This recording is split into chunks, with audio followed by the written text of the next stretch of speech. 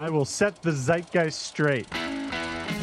The movie has too much of the cast in it. Man, I'm saddled with Jeff Goldblum, the world's most uncharismatic actor. But it has no poetry. That's not what this is about. The problem was when the hero started facing adversity. Get off your soapbox, Laura Dern. I want to square off on this guy at a dinner party. The music was thick.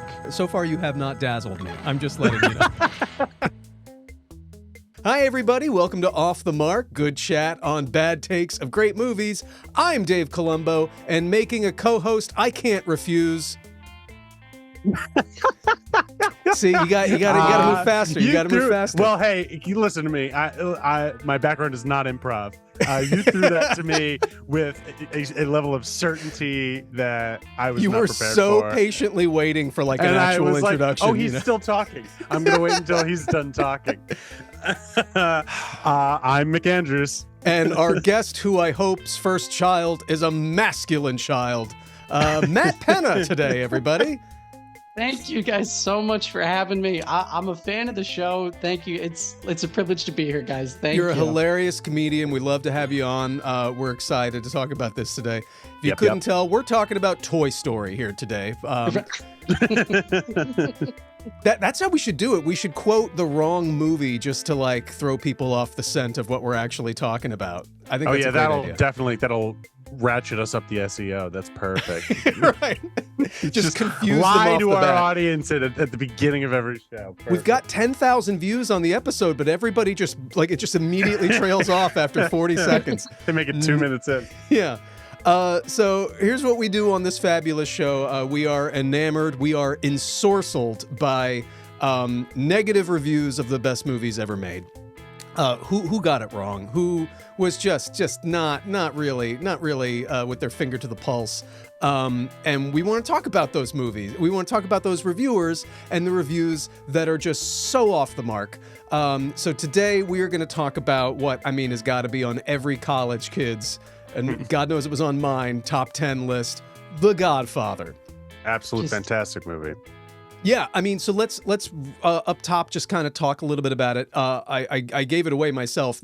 As an Italian, this had to be in college. This was my number one favorite movie for a very long time, just to sound impressive. Nothing against the movie, but like I felt like I was 10 times cooler. And maybe it was because I sat through the 3 hours of it and I wasn't bored. If you were bored, that's on you. Dave, that was my take. Absolutely. And I know we were talking a little bit before the pod, but like for me, right, I know we both share that Italian background. My mom was so excited as an Italian mother to show this to me so early on that I almost watched it a little too early. Like I think I was like 14, so I couldn't really even appreciate it. Mm-hmm. But then now rewatching it, everything about it is just, it's just perfect movie. And especially by your guys' definition, which I love, is that the perfect movie makes you feel the way it intends to make you feel, right? Am I getting that right? See, okay, what's hilarious about that we totally thought of that. We came up with that. I've now edited a couple of episodes since we had Trevor on the show who quoted his friend who said that the perfect movie is the movie that makes you feel the way it wants you to feel. And then in about 3 episodes since, I have misquoted him and been like, as Trevor said, it's a movie that does the job well. And I can just see him right now going that's not what I said. But furiously you just typing in the comments. Actually, Matt, you nailed it better than I did 100 times. But yeah, I love, and I'm so I'm trying to keep my voice down because I'm recording in my apartment. But I am, Dave. If there's anything in this review about casting, I'm going to lose it, and I'm going to try not to because that's the best part of this movie to me is the cast and the acting, and I'm like. I love it. I love it when a guest gets their triggers listed up front. That's fantastic. I don't want to give anything away before we get there, but the second review may or may not be called The Godfather and the Decline of Marlon Brando. Oh my God. Come on. Jeez. This is post, I think they got him for this movie post his struggle with, I think it was Valium, right? Yeah, I think so. Yeah. Oh my God. So that's even just a shot. Oh, I hate that. Mm-hmm. Oh, we're already off to a strong start. Now, my experience with The Godfather was a little different. Everybody on my dad's side of the family looks like they walked off the set of the wedding scene at the beginning of The Godfather. They're all like, they literally speak in vowels. I have a whole stand-up routine about it, but they, I used to always get excited that like, oh, my family must have these ties. We've got the Columbo name and blah, blah, blah, blah. And then one day, one Thanksgiving, I was watching The Godfather, and my old grandpa, who looks like every Don, like everybody, all of the other 5 families, if you mold them together, is my grandpa. And he walks in and he goes, "What movie is this?" And it broke my heart. Oh, Because I was just like, not only is he not living that movie, he's never even seen it. He's never, yeah, he has Oh my no. God. Oh. It's like, Grandpa, you're in it. It's literally you. Yeah. Oh my But yeah, God. it is. Here's my thought on it as I was rewatching it. I'm a little heartbroken about the movie because it is not going to stand the test of time. Not because of its merits, but because there's so many moments in the movie that only pay off because you're watching it. And they're little moments that are not there. There's no music cue. They don't call attention to it. When Michael lights the cigarette for the friend who came to show his respects to Vito, and the car pulls up, and they're both pretending to have a gun, and the car drives away, and the friend is shaking, and Michael like lights his cigarette and just does a brief look down at his hand and sees that his hand isn't shaking. It's such a subtle moment that you would miss. We live in an age where nobody is watching a movie without 3 How other do you turn screens. that into a TikTok? Right. No, there's no way anyone who has not no new generation is watching The Godfather without 9 other screens in front of them, waiting for some stimulus from the movie to tell them, hey, pay attention for a second. And so this movie is just going to, it's going to be a whole generation. Everything after people our age and older is just going to be like, like it's a little boring. I was just thinking about, though, like the way I would recommend to people to watch it then is like, I feel like going up to the scene in Louis where Michael kills the cop and the Solitsky, I think his name is, or Sollozzo. something. Sollozzo, thank you. Yeah. To that scene, I feel like the first half could be its own film, like watching Michael's transformation up to that point, then maybe taking like a little intermission when they do that whole montage about how the families are starting to, get weeded out by the police, and then sort of coming back and revisiting it for the second half. But Dave, I completely agree with you. It's such a shame because it's 3 hours, but the art is in the subtlety, which I love that you brought out. Mm-hmm. I'm irritated already at the hypothetical idea of anybody watching this movie for the first time and kind of and immediately saying that it's boring, because it's genuinely not if you're watching it. But if you are waiting for something to happen, it's never gonna happen. The movie tells you what it is in the first opening monologue, and that's the movie. This is definitely a movie where, like, obviously, like we've said, it's a slow burn, but it's also one that you need to like meet at where it is. It is not fast paced, and there's no real point at which, to my mind, where like I felt like there's tension and there's like emotional weight to a scene, but there's no real like speed to things. Like even death scenes of characters are done agonizingly slowly. Wait, Mick, can I please? I want to touch on that point because my favorite thing about this movie is how 2 of the characters fall when they die, and it takes. Are we talking about Sonny? Yeah, Sonny, and then Marlon Brando when he first gets shot takes like 5 tumbles to get off of the car. Yeah. Yeah, it's pretty great. It's pretty great. That and the other one, not a death scene, but the trash can beatdown is just people falling over each other over and over again. It's pretty. It takes its time. with Sonny, with James Caan. Come here. Like I just love that. Come here. It's delightful. But yeah, it's definitely not a movie that You know, I'm as guilty as anybody. And so like when I watch a movie with friends and family and stuff, and I know it's something that people haven't seen, I feel like a jerk for this, but it's who I am. No phones. Yeah. Yeah. That's not being a jerk. That's, I know people, like, if you gotta take a call, like, sure, but like, you know, there are other people watching the movie. I turned my living room into a theater about it. Yeah. Because here's the thing. What happens to me is I'm very excited. I'm so excited to show this to you. And we're sitting there, and I see the phone come out. Fine. Fine. Somebody may have died. Somebody may have died. Let's check it out. Yeah. And it's literally just checking to see if there's any new notifications on social media. So it's not even like something happened. It's the hypothetical, right. Somebody may have given me a like. I need to and I'm like, what? And I know it's irrational. But even before social media, there's like a level of talking during a movie. If we've 100%. All agreed, if everybody agreed that we are just putting on Lord of the Rings and we've all seen it a million times and it's just on in the background, cool, fine. But if this is a movie that I'm showing you or that we're all watching for the first time, or God forbid I paid to rent, like I was watching with a girlfriend once, we were watching Looper, and the very first line of the movie is Joseph Gordon-Levitt saying, like, time travel hasn't been invented yet, but it will be. And he does a voiceover explaining the time travel mechanic. And that's the first thing that happens in the movie. Yeah. And my girlfriend at the time just started talking.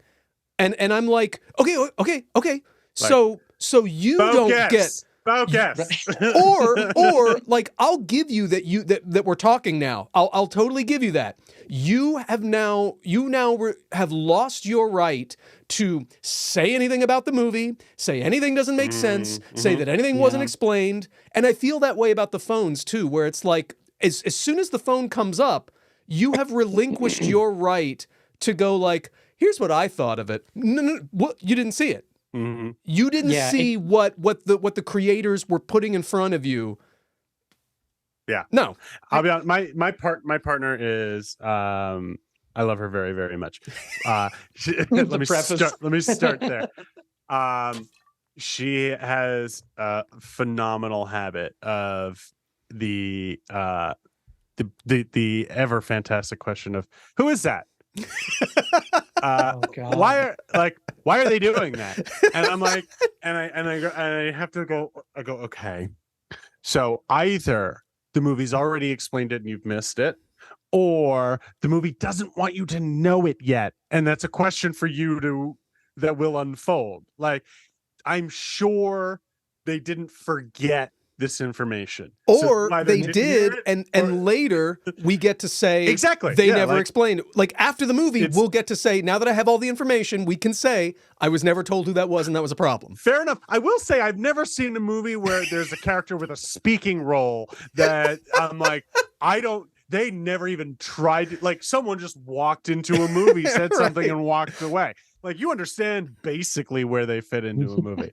But when I show someone a movie, like to your point, Dave, when I show you a movie, I'm not watching the movie.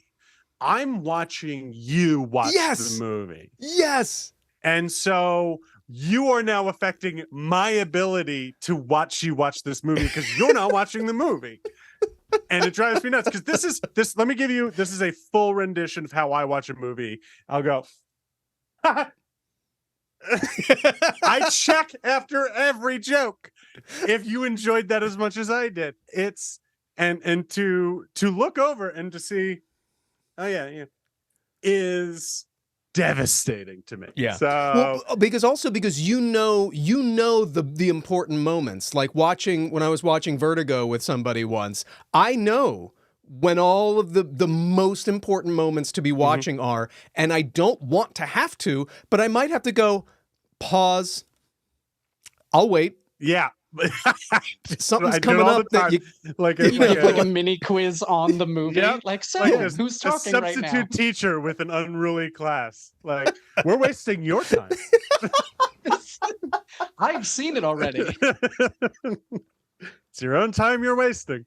Now that all said, I know we've been assholes for the last like 3 minutes. I do have to say that your impression of yourself watching somebody else watch a movie is exactly what a girlfriend did when she showed me Wet Hot American Summer for the first time, and I could not enjoy the movie because all I saw in my periphery was her going, Oh, 100%. I 100% make it unbearable for. It's such a balancing act to do that when you're showing someone a movie. Oh, I don't balance at all. I know who I am.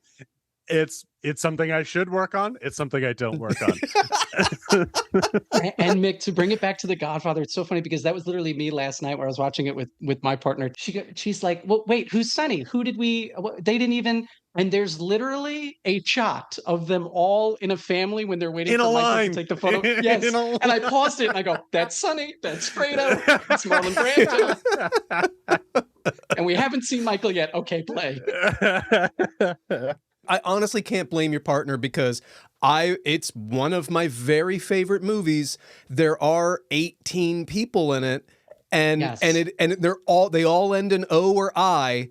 So like the movie is literally like it wasn't Salazzi, it was Caprese, and then Caprese and Mr. Finesi. You know, what they did was they came in and I'm just kind of like, stop, Google. Oh yeah, that leather face looking old character actor. Oh, that leather face looking character actor. It also matters for this movie in particular because the movie is about family and it's about relationships. So just knowing someone's name, like if you knew the characters in like Aliens, like their interrelation with each other is less important than just like they're stuck on the ship and trying to survive.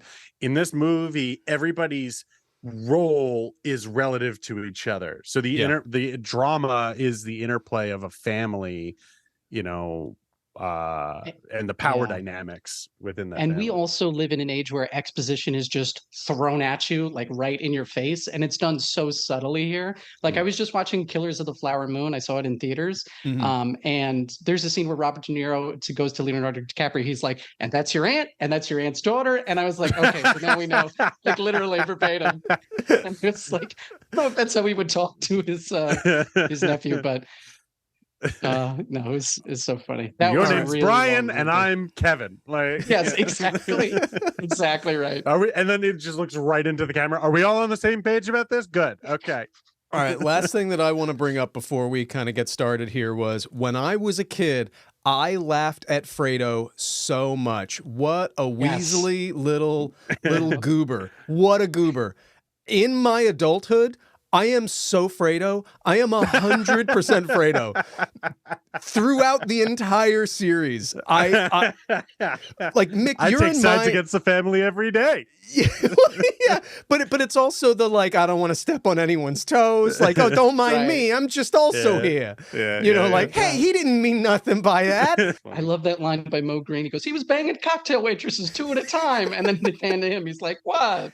What do you want? Me? I love Fredo. I love Fredo though. I know we're talking. We've been on Fredo for a minute, but he cracks me up. It's just that pan, that shot of when you see. It's like which one of these will betray the family, and they're all just like the most like strong, proud, and then the weasel in the corner. Yeah. Okay, so we're looking at March 15th, 1972. 72. $6 million budget. It made $243 million worldwide. Oh my on a God. $6 million budget. That's crazy. I could not find on Box Office Mojo or pretty much anywhere else what else was in the theaters at the time.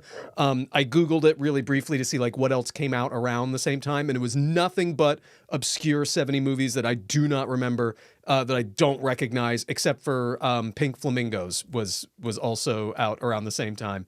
Okay. But like, I mean, when we talk about the era that was like the summer of '82 and the choices that you had in the theater. Oh, do I want to see The Thing or E.T. or Poltergeist or, you know, It's insane. Compared to like the early 70s, it's just nothing but forgettable auteur weird exploitation, like a completely different era just 10 years earlier in Hollywood. And then here comes The Godfather. Also interesting how, and we'll see here with some of the context around Marlon Brando at the time feeds into the reviews here. And it's this weird thing where in our experience doing this show, we're watching these movies, like once the context of what's going on around at the time dies down, nobody remembers the whirlwind of press and publicity or other movies at the time. I'm just going to Blockbuster and picking it up and going like, this looks good. Yeah, or I'm cruising Netflix going like, I want to watch that. So keep that in mind, movie critics, when 3/4 of your review is about the era we're living in, and you're not even talking about the movie itself, and everything is about like, boy, this context will never be lost. Yeah, it will be. And pretty much eventually people will literally just be watching the movie for what it is. Does it stand up compared to what else I want to watch right now? Yes, then shut up, The transformation of Michael literally makes me think of some of the like one of the greatest shows. Like it's in my top 3, like Breaking Bad. Mm-hmm. I compare that transformation in the 70s to that, and just the fact that that's comparable 50 years later, I think is a testament to the movie. Yeah, absolutely. That's a great comparison. So here we go. Please jump in, interrupt whenever something strikes you. The Godfather from Vogue, May 1972. Oh, there is no doubt that The Godfather is a cultural phenomenon of the season. Oh, God, here we fucking go. Are you kidding me? They did it again. Already. Yep. Man, it'll make some money. You've heard previous episodes where we talk about this fucking thing that they do, where they start with like, I'm sure I'll be in the minority. It's like, either think a thing's bad or don't, but don't couch this shit with like, right, well, you're just saving, it'll make a few shekels along the way. Like, stop. All right, yeah, like just stand and say this movie's trash, and I think it's trash, and here's why. They never say here's why, but like the implication always seems to be because the masses like it, it must not have merit. Yeah. Meanwhile, like, I'm writing to you, the masses, but I'm writing to you, the smart masses. So I'm writing those of to us you. With culture will see through this phenomenon. Like, there is no doubt that The Godfather is a cultural phenomenon of the season. The movie casts a spell far beyond its merits.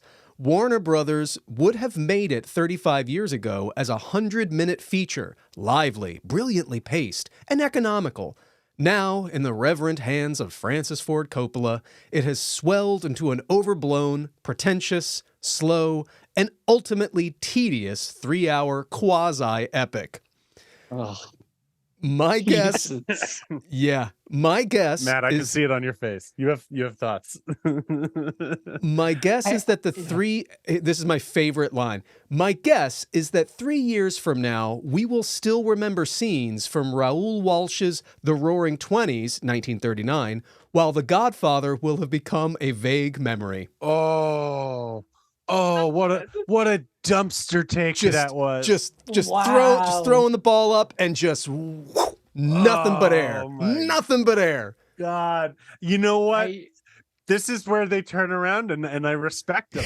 Is when you go for big air like that, when you really take the jump, like here's what's awesome is a movie no one's ever heard of. And this Godfather shit. No, thank you. Well, Mick, come on. You and I debated whether we should do the Roaring Twenties, Raoul Walsh's The Roaring Twenties before we did Jurassic Park or I don't mean to knock that movie. I've never seen it and I've never thought about it, and I'm gonna forget what it is 5 minutes from now. Not just that The Roaring Twenties is a better movie, but that we will forget The Godfather. That's the prediction. And we'll still have scenes from the Roaring Twenties replaying in our mind as cultural touchstones that we all know and love. Every top 10 list movie, as we all know, doesn't have Vito Corleone on it. It's got, I'm guessing, Bill from the Roaring Twenties, or Bill. whoever the fuck. Oh, Roaring Bill. And just to say that the film is tedious, I mean, you guys talked about it in The Matrix, where you said that every scene has a purpose. Every scene in this movie has clear stakes and a clear purpose that drives the story forward, even if it is 3 hours. So that it just, the choice of the movie is to tell a slow, unwinding, slow burn of a weaving storyline that is of great import. But I can't think of one scene that you could lose that wouldn't lose important context. You're right. We don't need scenes of Michael Corleone going back to his homeland in Italy. We don't need those views of the rolling. No, we don't need it. No, you could have cut that whole subplot.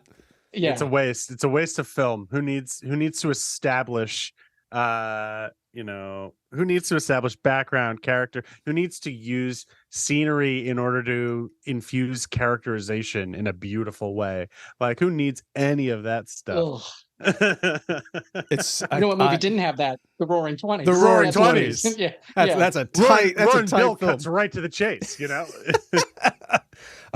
He walks on stage and he goes, "My name's Roaring Bill. That's Kenny. That's Billy. That's Bob. And this is the Roaring Twenties." All right, so this is from The Nation. The success of The Godfather is deplorable. If you believe that popular entertainment both reflects and modifies social morale. In a sentence, the picture forces you to take sides, to form allegiances, in a situation that is totally without moral substance. It chilled me. What? I love that every now and then. It's about his moral corruption. Yeah. It chilled me to hear an audience roar its approval when a young gangster on our side blew the brains out of two gangsters on their side. The ethical problem is to choose between typhus and cholera, and I found that flogging about for 3 hours in that quagmire was spiritually debilitating and a crazy waste of time. So he doesn't like, or she doesn't like anti-heroes, is what this is. Yeah. The vibe that I get is that because there's violence and because it's telling a story about a complex character's downfall, the idea, like that the movie is telling us these are the good guys. Mm-hmm. These are morally correct people, and there's no nuance to that. And I guess you can't ever tell a story where a character does bad things and falls further, and the point of the story is to say that this character lost their moral compass. Yeah. And it's literally, but if anything, it shows how this movie is ahead of its time in doing all that, right? Like, look at The Sopranos, look at Tony Soprano, look at Don Draper, all these anti-heroes that we root for now in today's day and age. And it reminds me of the Star Wars episode where you guys were talking about how the Luke and Leia were like ugly, right? It was like how they were like, the critic is clearly looking for that, like, I guess, template style of telling the story in the movie. Yeah. But this is doing something completely different, and like I said, ahead of its time. So I can't. This reviewer is going, "Where's my Italian Flash Gordon?" Right, exactly. See, here's the thing though. Like, I was thinking that they were probably going like, John Wayne didn't come in and punch out the bad guy. But even if you watch those old John Wayne movies, he's doing horrible things to indigenous people. Like, it's just that the movie has told us, and we're allowed culturally to say he's the good guy for killing the right bad guys. Yep. And women and mistreating women, right? But the Godfather, this is too morally gray. I don't know what the boundaries are. He killed an Italian man. Yeah, what the fuck? That one's insane. I'm still trying to decide: is Al Pacino more of a typhus or a cholera? I think early in his career, where the metaphor goes. Early in his career, he had the typhus, but then, like, as he got older, I think it's more cholera. I think it turns into a bit of a whooping cough around scent of a woman, doesn't it?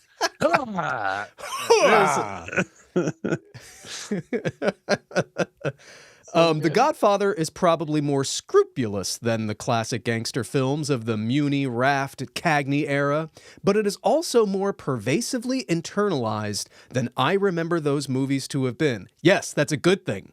Yes. Yes, it's a new story being told. Yes, you just...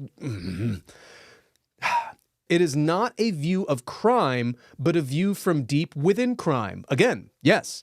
You live with the Corleones in their most secret moments, sharing their passions, privy to their schemes, exulting in their coups, flinching when the bullets cut them down. There is no one in the picture to provide a benchmark of normality. The non-Italian suburban wife of the younger Corleone might have done so, but Diane Keaton is given no chance to develop the role. Wrong. Oh my God. Wrong. Yes, she disappears for a portion while Michael is in Italy. Like, if she wasn't in the movie, I would fathom the argument that, like, it's a little too glorified. It digs us in. It's too romanticizing of the Corleones. I don't agree, but I could see how you could do that. But she comes in as like that's not right. This isn't correct. You said that that's your family, not you. You told me that.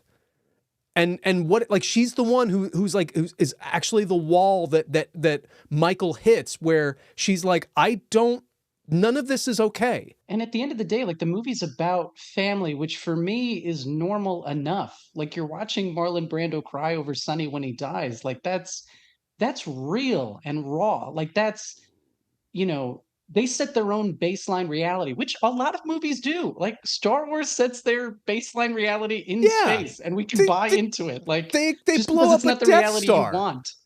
Yeah, it's I don't buy into that. That's So you're saying that anybody who is a murderer, anybody who commits a crime, by definition, cannot be cheered for, cannot be rooted for, or that an audience can't find something in that character to empathize with and follow, then, dude, good luck finding a movie, because that's kind of a big thing. This one's a little bit of an earlier movie in the kind of what I think of, and I think what some people think of as like a big cultural shift in movies.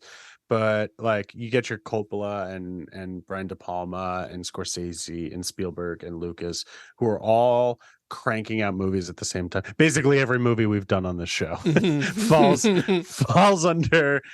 under this kind of paradigm shift. It's just so wild to me. I might give this particular review a pass because 72 I think is on the earlier side of that shift. But I think it kind of takes place in the mid 70s into the 80s, but where they're making these movies like, Casino and Scarface, Carrie, American Graffiti, all these great movies, but different from the way other movies were made. But it's just so wild to me to see these movies coming out and these young directors making different movies, to be like, these movies aren't the movies that how movies used to be. right. They are therefore not good. And it's like, like what you're seeing is a like renaissance, not to put too lofty a word on it, but you're seeing a new art form, like a new way in which the art form is used and the medium is used. And all these guys were like collaborating and working together. And that's why you see the same complaints in all of these movies. And it's because it's something called style. They were all developing a similar style and language that movies now all go to school on and try to emulate themselves. But it's always crazy to me when you see these reviews going like, why couldn't this have been like a movie from 1939? Like, because it's just not. I don't know if this is apocryphal, but I heard this little piece of trivia that Puzo had never made a screenplay because he wrote the book and then for this movie wrote the screenplay. And then after he wrote the screenplay and like got the Oscar, he bought a book on how to write screenplays to learn properly. And the first chapter said, go watch The Godfather. Oh my God. which is Oh, just that's one so of those, funny. like, I can just see him going like, oh, son of a, like, Damn. do I have a receipt for this? Because, you know, that's a nice compliment, but come on. All right, so Diane Keaton sucks. Nor is this a theater of ideas wherein the audience weighs and judges from some distance. It is lust theater, blood, genital, and mawkish lust, and you are compelled to take sides or flee. Yeah. Is anybody else stuck on the word genital in the middle of there? Yeah, no, I was gonna. Well, and here's the point I was gonna make is like the nudity in the movie I find is very tasteful and serves a purpose. I would not put, I mean, the reviews that we have read, I would not put this past this reviewer that genital is meant in some cosmic grandiose sense. I think you're reading it too practically. Like Matt, this these reviewer, are metaphorical genitals. You know, Of course, of course. yeah. How did I not see the metaphorical balls in my face in this movie? Yeah, I mean, I was also stuck on mawkish.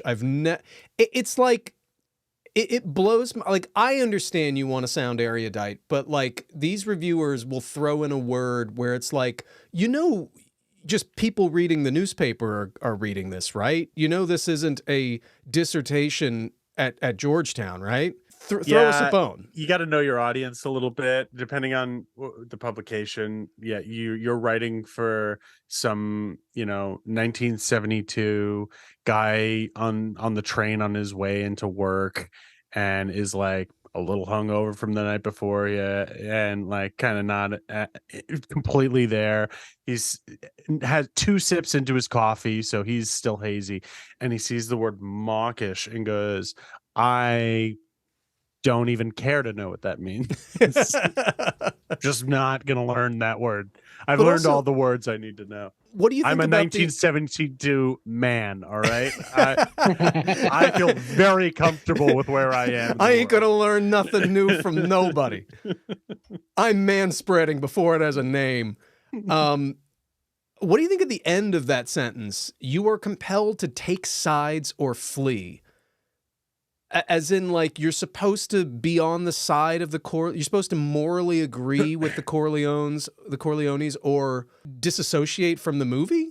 I mean, they're the protagonists, though. Like, don't you have to buy in with any story with the protagonist, even if you don't agree with them, maybe on like a moral level or something? But don't you, at some level, have to buy into them to follow the story? There is no sides to choose. It's not like Habsburgs or Hatsfields and McCoys or anything like that. Like, it's not like, well, there are equal arguments to be. The movie is focused on one family and the preservation of that family. Whether or not you think what they're doing is right, to your point, you're gonna watch them through to the end. Like, there's no, even if they lose any particular fight, you don't then follow the winning, Has this person never seen a tragedy in their life? Like, do they not know that does this reviewer like go see Julius Caesar and you're like, they're assholes? Like, what is? I think this is the anti-hero problem all over again. It's who the hell am I supposed to root for when both of them have done morally ambiguous things? It's like, it's kind of the point. Like, that's the point. It's a guy's descent. It's not his moral descent, while also his ascendancy in this family. Like, it's not it's not meant to be like when when Errol Flynn defeats the bad guy in a sword fight at the end of the battle, at the end of Robin Hood or something like that. Like, it's not that kind of movie. There is no white hat, black hat. And ironically, it's called depth. The more you read about Errol Flynn, the more you realize Michael Corleone is actually a better person than Errol Flynn. Is that right? I don't know much about him. Oh boy. Really? Cool boy. Yeah, do not Google it. All right. What the film overlooks, or at least studiously refrains from showing, in Michael's metamorphosis from modest war hero to reptilian gang chief, is that there is a purpose behind all the plotting and killing. It is to determine which gang of Sicilians shall have the right to suck the life out of an unsuspecting public. The film is mad, but at the end, so is the audience. After the performance, I went shopping in an Italian section of town. It was reassuring to be among human beings again. That's the end of the review. Ooh. I had to go to the Italian section of town. Like, dude, you have some problems. Yeah, I was going to say, as you were reading it, my first thought was the word Sicilian is not a slur, but the way this person wrote it feels like it is. Gang of Sicilians, yeah. You know, like it felt like it was meant to be hurtful to use that word. It's just so weirdly put. And to refer to him as, what is it, a reptilian underlord? The reptilian gang chief. Gang chief. Yeah. I went shopping in an Italian section of town. It was reassuring to be among human beings again. If you watch a movie, and I know he's being flowery here, but like if you're watching a movie and you need to like walk around a certain section of town to like come back to reality, I don't know what to tell you, dude. I also would argue you've got other problems. I would argue that is a testament to the power of the movie. That this movie, I like that.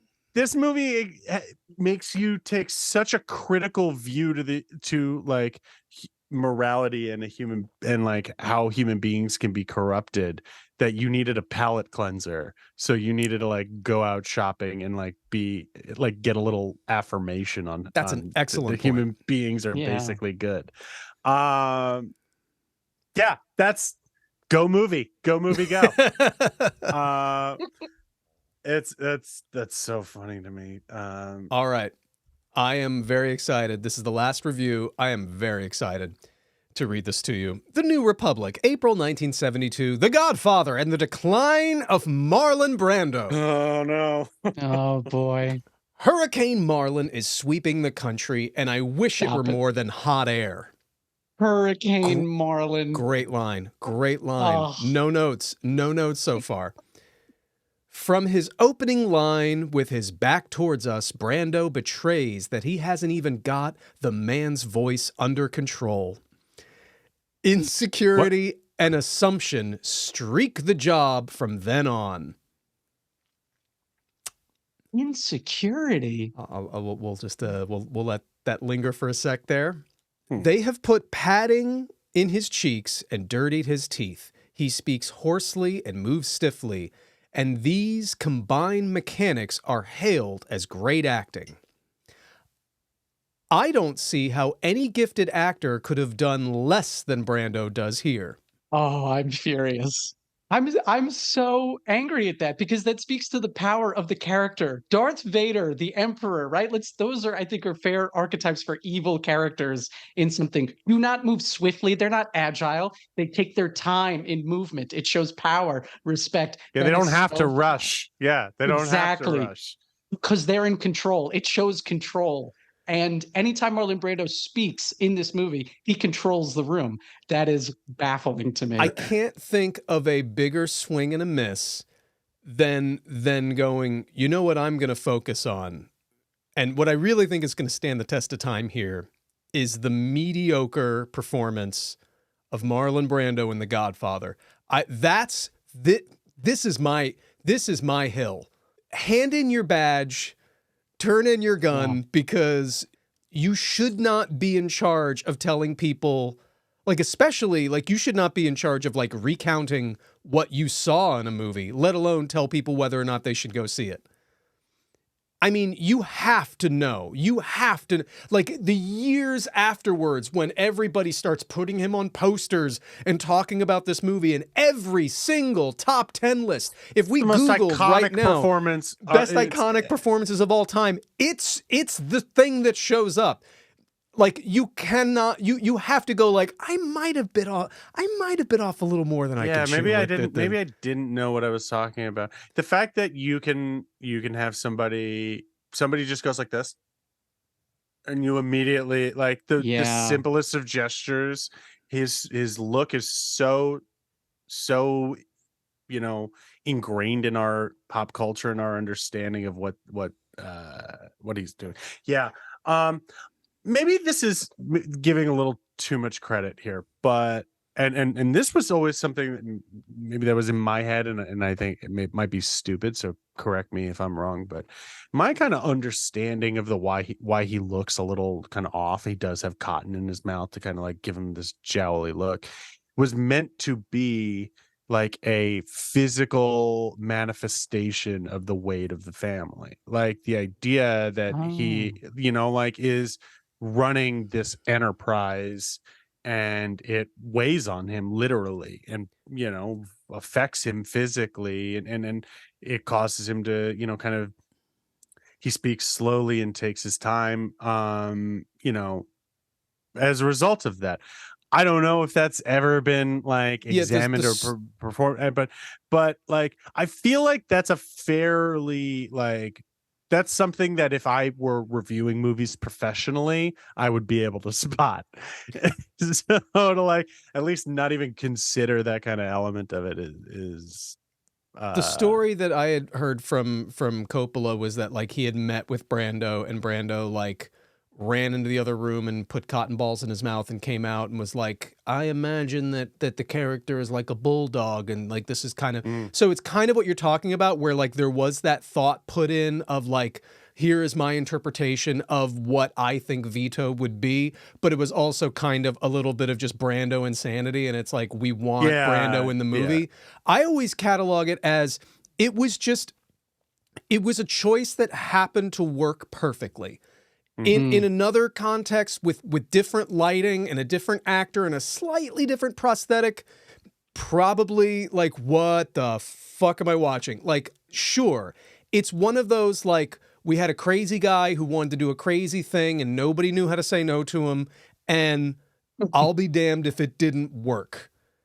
Yeah. Because I don't ever hear anybody in the modern day go like, and what was that? Everybody's like, because for a lot of people, that's the first Brando they've ever seen.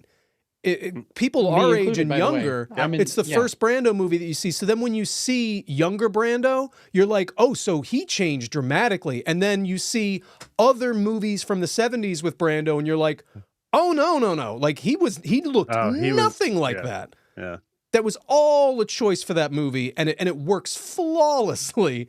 Again, it's what we were talking about before with like the context of like this fallen star Brando trying to disappear into the role and trying not to be seen and making these insane choices. When you take all of that extra context out and you just watch the movie, you're like, I get it. And there's a line in the film that supports it, whether or not it's true.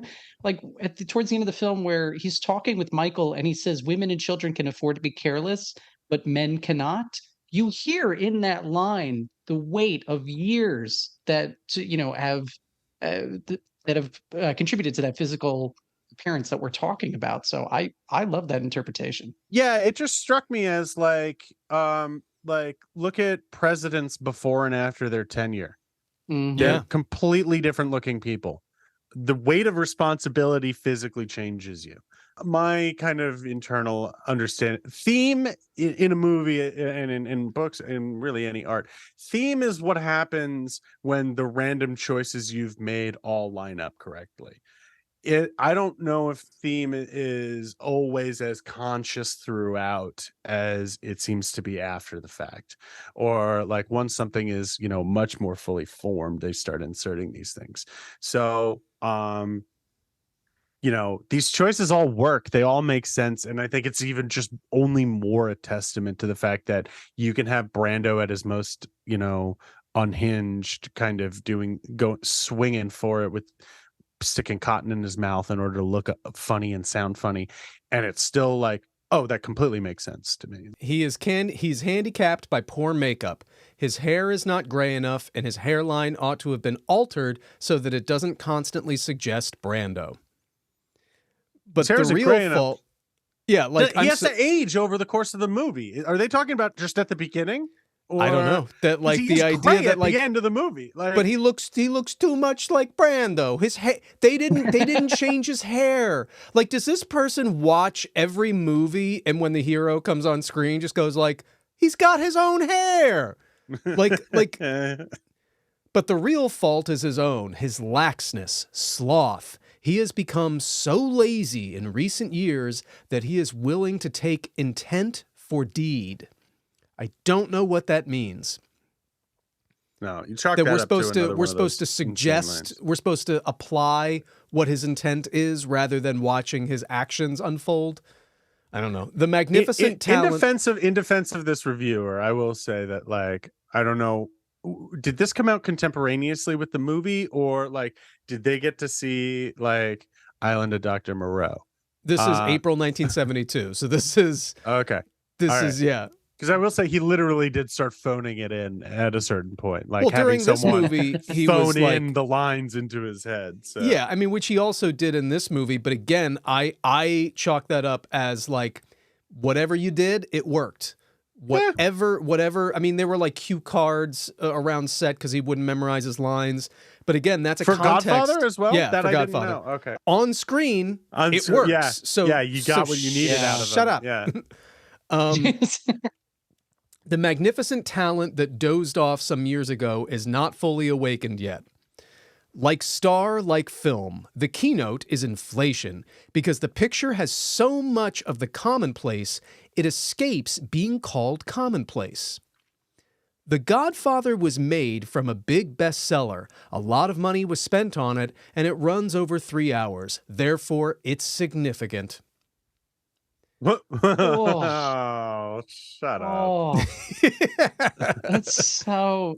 The complaint is that like it's commonplace, yet from a cinematography perspective, it's still one of the greatest films ever. Never That's been so yeah. insane. We're getting the usual flood of comments that the mafia is only mirror image corporate capitalism. All the killings in the film are said to be, quote, business, not personal. These high school analogies ignore, among other things, the origin of the mafia and its blood bonds of loyalty, which have nothing to do with capitalism. Almost everyone in The Godfather is either a murderer or an accessory, so its moral center depends on inner consistency and on implicit contrast with non-murdering citizens around it. As the picture winds on and on, episode after episode, its only real change is the mafia's shift from nice gambling and prostitution to take on dirty narcotics. Well, I suppose everything's going to hell, even the morality of the mafia, but the picture certainly takes a long, long time to get there. Yeah, I hated this one the most. This one is just... Brando sucks, and clearly it's all a metaphor for capitalism, which doesn't make sense if you consider that the mafia is about loyalty and capitalism isn't like you decided that metaphor is there. Also, and then you said that the metaphor doesn't work. Yeah. Maybe your decision that that's the metaphor is inaccurate. If anything, within the context of all this betrayal, there's still loyalty, which, and again, in this betrayal, all that he's talking about should make that loyalty stand out more. Like, look at Tom Consigliere. Mm-hmm. He's heartbroken when he's not, when he's removed from that position, yet still remains loyal to the family. He doesn't betray people. So it's, oh, God.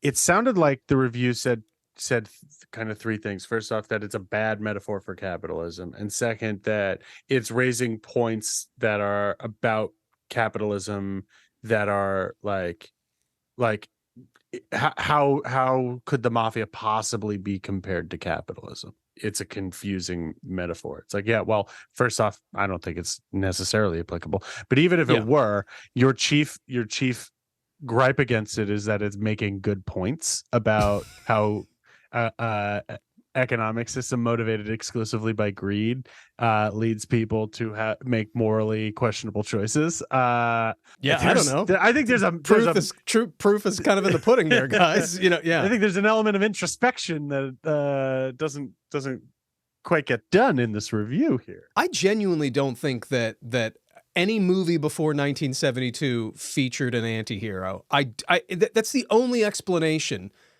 That like literally was like The Godfather, the first movie this, where it's, we're going to follow this questionable family for a while. Was it the only movie to ever ask people to watch something a little complicated?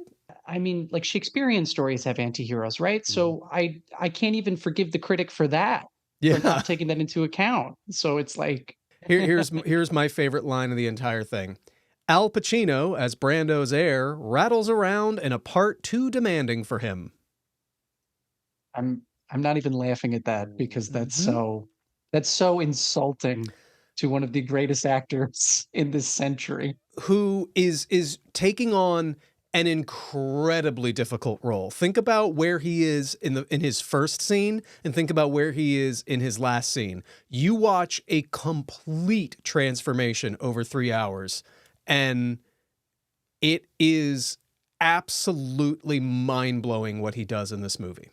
It's fantastic. Yeah, it's I mean, obviously, it put him on the map. It's the movie that I think everybody thinks of as like a masterclass in all of the things that you just described. The transformation, a character arc. The internal conflict of morally ambiguity, and then ultimately his change in demeanor, the fact that he's made his peace with who he is and the choice that he made, and is with especially with Diane Keaton, he's like, this is how this goes now. Yeah, he fucking crushes this movie. That last scene in the movie gives me so many chills when he says just that no.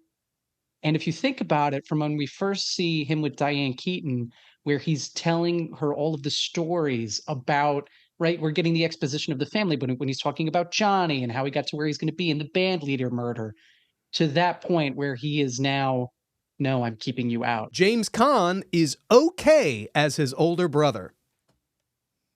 Just okay. He's okay. Eh.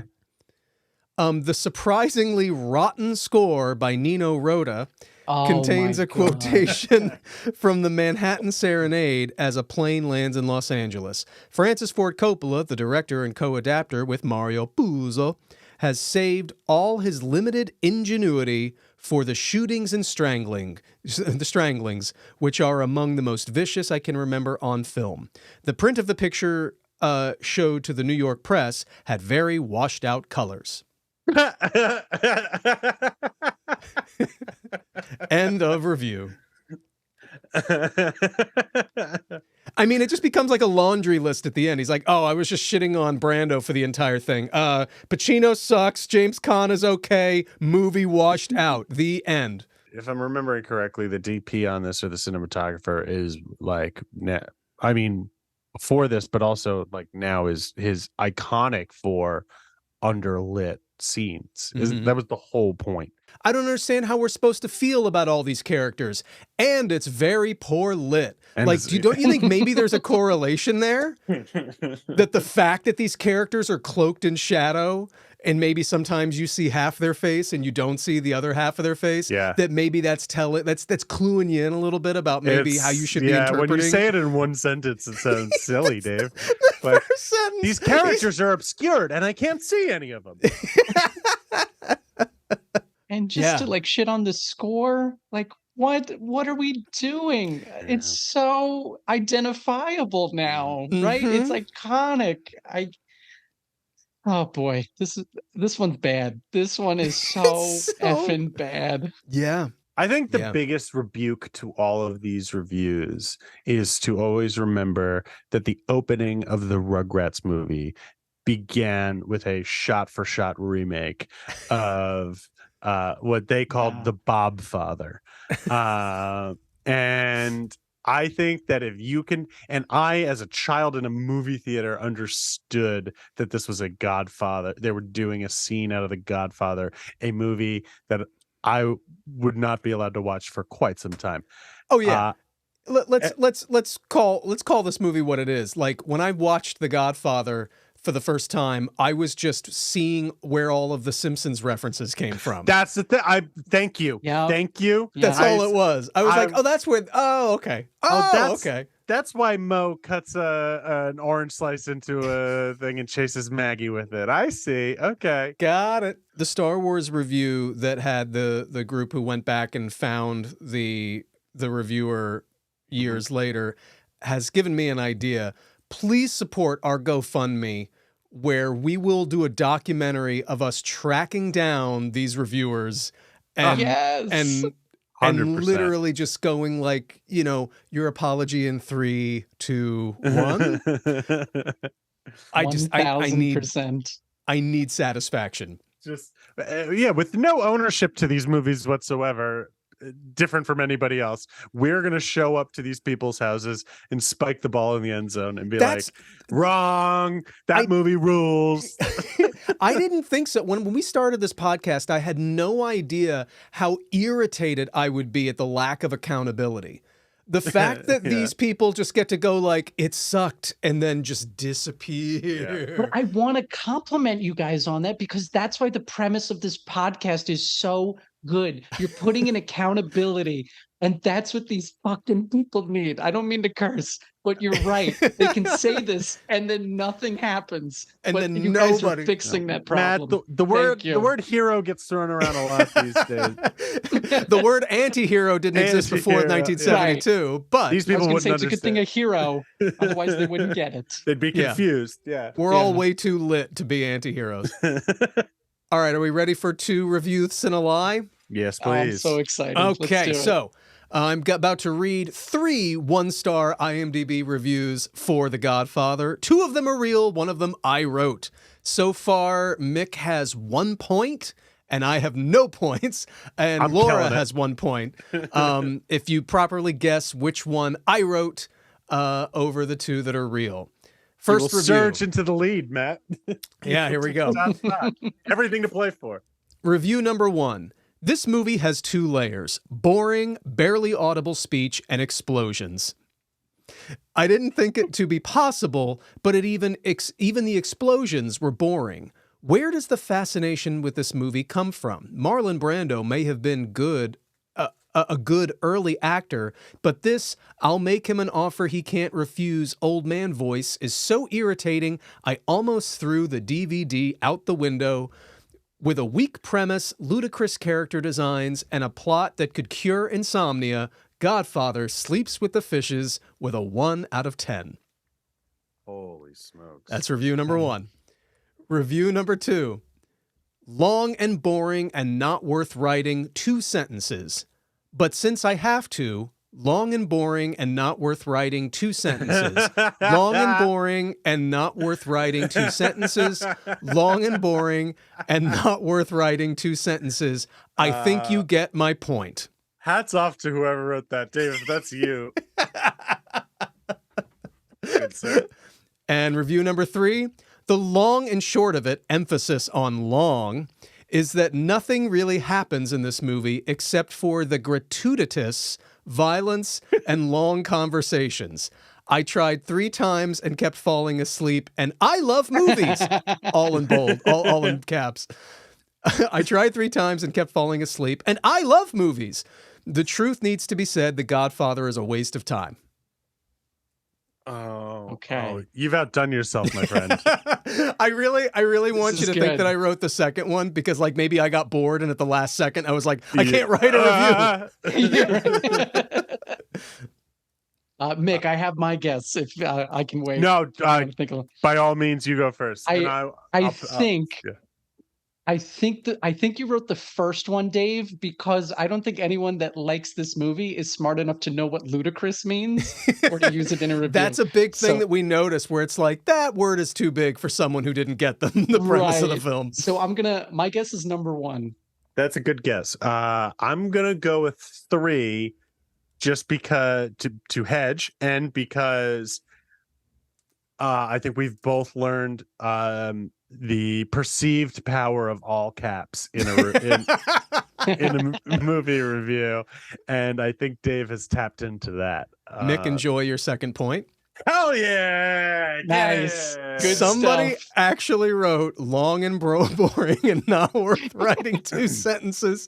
That's long genius. and boring. That's It's so good. bravo to that person. Insane. Bravo. So has your mind been changed on The Godfather at all? No. I mean, really, I think No, sit with it for a little bit, and think about the fact that we were told to glamorize the mafia, and there clearly wasn't any kind of deeper story being told except the explosions and the gunfire. Yeah, that's a thing that has struck me now that we're kind of done with this. Is that nobody talked about the story at all? Like, just that it's kind of tedious and that the characters are like dull and slow. You know? To bookend it with where we started, the energy that I get from these reviewers is like, did you have a cell phone in 1972 and were you looking at other screens and not just watching? Like, who's that? Oh yeah. That's I the think only. we all need to go to our local Italian department stores and meet some real human beings. I think that's what we need to do. That's After reading these. Anybody who's listening, walk into any little Italy in any town that you live in, walk into the store and go, "Oh, thank God you're not like The Godfather." I'm sure it'll play very, very well, and people will appreciate that very much. There's something about like that hasn't really been touched on, is the delicacy that was put in The Godfather to handsomely portray Italian culture, besides the crime and the murdering and all that stuff. The food, the familial aspect, the music, the enjoying life, the lust for life. You know, I mean, there's just the beautiful countryside and the small towns and the conservative values. Like there, it accurately portrays, and I think very beautifully portrays, Italian culture outside of the psychopaths that we're following, you know, for the duration of the movie. But like it is not a stereotype factory in that movie, where, you know, certainly not like what you'd get later with Scarface and stuff like that. But like, yeah. Right. No, and sorry for my dog, she's barking, but I think you said that word, Dave, which is romanticized. And that's why I think it's, you know, people get that green light. Yeah. Yeah. For sure. Awesome. Well, Matt, where can people find you? Yeah, so you guys can follow me on TikTok, Instagram, and YouTube at Matt Pena Comedy. And yeah, it's I have some exciting new things I'm trying to launch in the upcoming months. So please follow, and you'll get all those updates. Awesome. Anything else that you want to plug? I run a show in Hoboken, New Jersey. If you're listening and you're there, we do it at Symposia Bookstore. Dave has been on it twice. He was absolutely awesome phenomenal. Show. It's always a great show. Thank you so much for saying so. And we do it monthly, so check us out. Support live comedy wherever you are. Honestly, go out to shows, everything. And I just really want to thank you both. This was so much fun. And again, I'm such a fan of the show. And you know, this was great. Thank you so much for having me. Thank you. This was tons of fun. Yeah. Everyone should check Matt's stuff out. He's absolutely hilarious. He runs a comedy show out of a bookstore. How cool is that, guys? Yeah, go check it out. It's a great vibe. I'm Dave Columbo. You can check me out on TikTok at Dave Columbo, Instagram DVD Columbo. Like, share, and subscribe to the show. Please comment. Tell us what movies we should do next. Give us your own 1-star reviews for The Godfather or any of these movies. Post them on any of my social media, and we'll share them on the show. And like we said, like, share, and subscribe. Give us a like on Apple Podcasts and all that stuff. Yeah, and until next time, this has been Off the Mark.